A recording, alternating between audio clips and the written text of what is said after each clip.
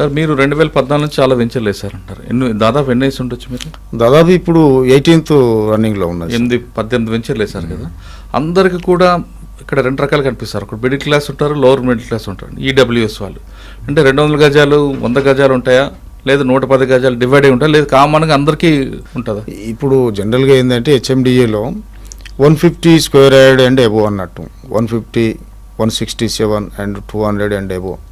తర్వాత ఎక్కువ బల్క్ తీసుకునే వాళ్ళు, ఎక్కువ ఇన్వెస్ట్ చేసేవాళ్ళు, వాళ్ళు క్లబ్ చేసుకొని తీసుకున్నట్లయితే వాళ్ళకు సుమారుగా 1000-2000 స్క్వేర్ యార్డ్ కూడా తీసుకోవచ్చు.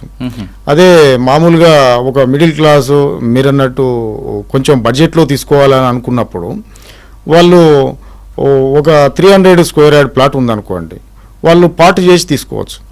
దాన్ని 100 చేసి ముగ్గురు ఫ్రెండ్స్ లేదా ఒక బంధువులు అట్లా తీసుకునే అవకాశం కూడా ఉంటుంది.